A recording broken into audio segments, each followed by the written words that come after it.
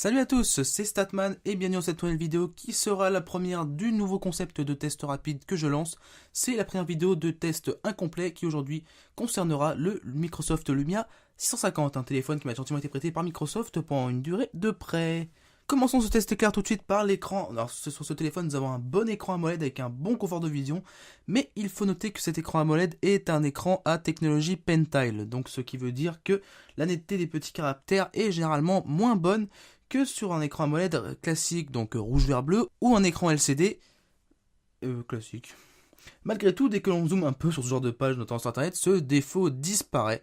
Donc là-dessus, pas de souci. On a de bons angles de vision, même s'ils sont moins bons que sur un écran IPS. On a une colorimétrie avec des couleurs contrastées, mais pas trop. Donc c'est un AMOLED qui est bien réglé comparé à la sursaturation des écrans Super AMOLED, notamment de chez Samsung. La luminosité est un peu juste pour le plein soleil, mais l'écran est un capacitif 10 points et fonctionne très bien.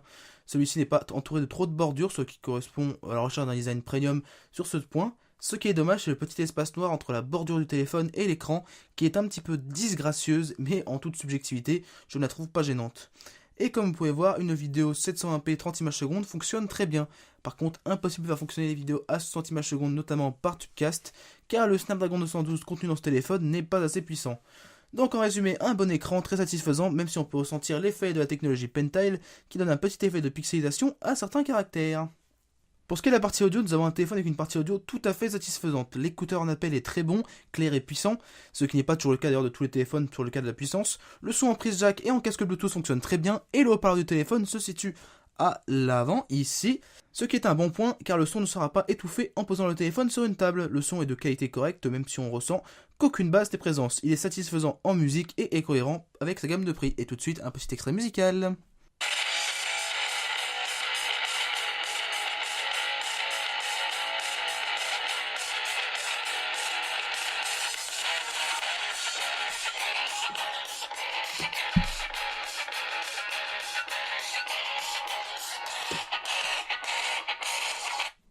Pour ce qui est de la partie photo, je vous laisse observer toute une série de clichés prises pour une future comparaison avec d'autres appareils, c'est donc normal si vous les revoyez dans d'autres futures vidéos.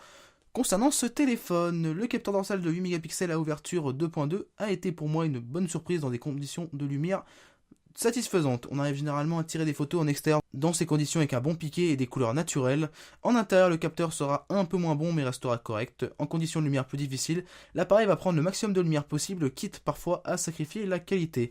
Le flash est très satisfaisant en intérieur pour aider en basse lumière. En vidéo, on peut filmer jusqu'en 720p 30 images secondes et la qualité est au rendez-vous pour un capteur 8 mégapixels. L'autofocus papillonne un peu, mais l'exposition est très bien gérée ainsi que les changements de luminosité, ce qui empêche au capteur de faire des chutes de framerate. La caméra frontale est une caméra de 5 mégapixels avec une ouverture 2.2 et est dit grand angle par Microsoft. En photo, la caméra a tendance à lisser le visage, donc c'est un choix contestable, mais une qualité correcte s'en dégage, ainsi qu'un angle plutôt ouvert est au rendez-vous. Par contre, sur ce capteur, la gestion de l'exposition est plutôt moyenne, je trouve, donc attention aux photos dans des conditions de lumière bizarres, donc à dire avec des conditions de lumière variantes. En basse lumière, la qualité n'est pas tellement au rendez-vous, mais le peu de lumière est bien capté, vous verrez, mais peut-être pas sous votre meilleur jour. En vidéo, nous pouvons filmer jusqu'en 720p à 30 images secondes, et la qualité est satisfaisante si la lumière, encore une fois, est présente en bonne quantité.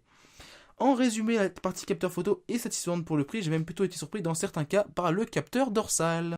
Pour ce qui est des autonomies, nous sommes sur un appareil avec une batterie de 2000 mAh qui est extractible, et autant que l'autonomie polluante se réveille moyenne, les autonomies isolées sur ce téléphone se révèlent plutôt bonnes. On peut tenir une journée en utilisation normale et un peu moins si vous jouez beaucoup pendant la journée, ce qui est plutôt moyen. On pourra tenir une journée et demie en usage léger et encore un tout petit peu plus si vous n'êtes vraiment pas accro du tout au téléphone. Par contre, dans les utilisations un peu plus isolées, on tient plus de 9 heures en autonomie très légère, donc ça veut dire, moi je fais une batterie de 100% à 0% en écran allumé, avec quelques applis légères qui tournent. On tient 4h27 en jeu vidéo sur une charge de 100% à 0%, ce qui est vraiment bien.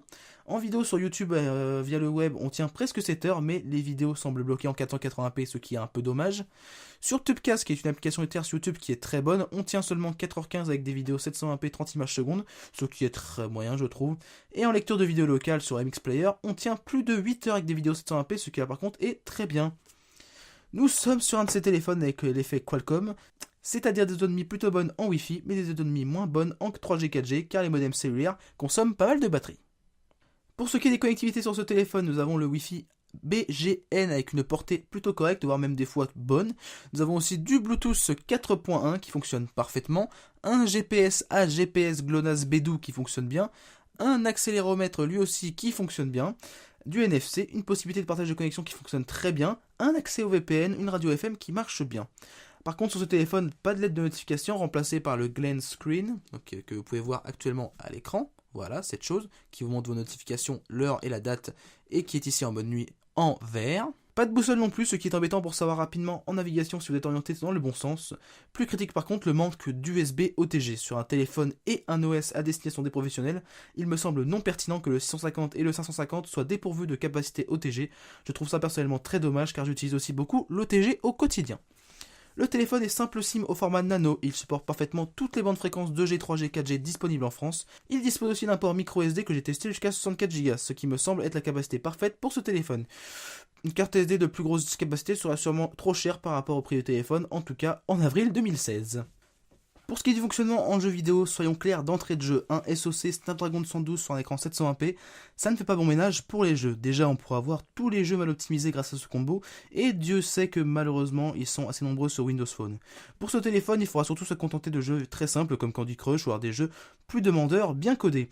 Vous pouvez actuellement voir Badland, un jeu qui fonctionne convenablement sur ce téléphone et qui vous montre les noirs profonds et les magnifiques couleurs de cet écran AMOLED.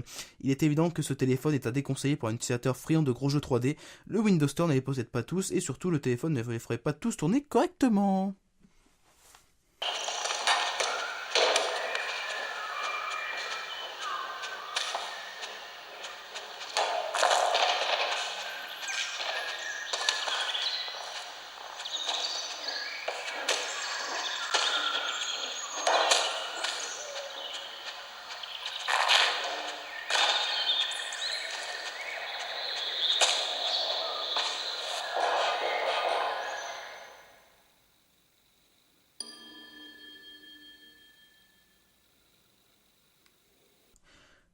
Pour ce qui est de la partie software, ce téléphone tourne sous Windows 10 mobile, un OS qui a subi un bel effort de développement de la part de Microsoft, vu que j'ai pu suivre son développement depuis les premières Technical Previews sur mon Lumia 925.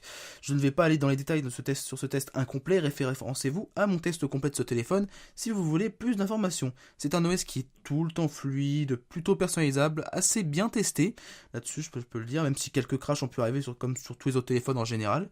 Le seul moment de non-fluidité, c'est quand on déplie le panneau de notification ici, depuis l'accueil. Comme vous pouvez voir, ça fait une sorte de petite latence au milieu, ça fait clouc clouc, clouc clouc clouc. Alors que par exemple, si on ouvre un programme comme, je sais pas, Twitter, tiens, si on prend un programme comme Twitter, s'il veut bien s'appuyer, regardez Viewfinder, hop, ça fait une petite coupure dans le test incomplet, ça le rend plus long, zut. Et bah là, d'un coup, il n'y a plus ce problème de fluidité. Hop là, j'arrive pas à voir le haut, voilà. Il n'y a plus aucun problème de fluidité, comme vous pouvez voir. Retour à l'accueil, hop, retour du problème de fluidité. Donc voilà, c'est un petit bug mineur, j'espère que Microsoft prendra le temps de le corriger. Sinon, le panneau gauche permet d'accrocher les tuiles de différentes tailles et de les réarranger en dossier si on veut, comme vous pouvez voir tout de suite, hop, différentes tailles. Et hop, on peut les organiser en dossier. Voilà. Le panneau de droite est une liste de toutes les applications que vous avez pu installer sur votre téléphone et qui permet justement de pouvoir mettre sur l'écran d'accueil les différentes tuiles que vous devriez épingler. Bref, un système que j'apprécie personnellement, ce n'est pas pour rien que mon premier smartphone était sous Windows Phone. Je le répète, si vous voulez plus d'informations notamment sur les possibilités de personnalisation de cet OS, allez voir la partie software de mon test complet, parce que ici, je rappelle, nous sommes sur le test incomplet.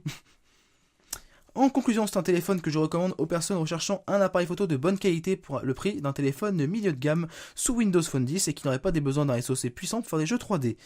Malgré tout, la concurrence Android est rude et j'espère le voir sous les 180€ assez rapidement pour qu'il puisse devenir une plutôt bonne affaire, car au prix conseillé de 229€ et actuellement autour de 210€ sur Amazon, je le trouve plutôt cher. Je ne peux donc pas le recommander à tout le monde et je me permets donc de bien cibler quels pourraient être les clients intéressés par ce téléphone. Donc voilà, c'est déjà la fin de ce test incomplet qui aura à peine duré une purée 13 minutes. Ouh là là. Donc moi qui prévoyais des tests incomplets d'entre 15 et 25 minutes, là je suis quasiment tombé dans le niveau Jojol, Steven et compagnie. Ça me plaît pas tellement, mais bon. Vous m'avez demandé des tests beaucoup plus rapides, enfin notamment plus courts. J'espère que ceci va répondre à votre demande. C'est le premier test incomplet que je fais, donc j'espère que vous aurez la bonne volonté dans les commentaires de m'indiquer ce qui manque à ce test incomplet, ce que vous voudriez voir en plus, ou des choses qui sont même déjà en trop. Là-dessus, il faudra voir. Alors par contre, j'ai annoncé 13 minutes, mais bon, c'est 13 minutes d'enregistrement audio. Une fois que j'aurai rajouté toutes les photos et les vidéos, je pense que ça pourra faire une vingtaine de minutes, donc ouais, ça devrait aller. Bah, allez, on va croire, on va dire que ça va faire une vingtaine de minutes. On le verra ici, hein, vous le verrez au moment de la timeline sur YouTube. Donc voilà, je m'égare un petit peu. Si vous avez aimé cette vidéo, n'hésitez pas à la liker. Si vous n'avez pas aimé cette vidéo, n'hésitez pas à la disliker.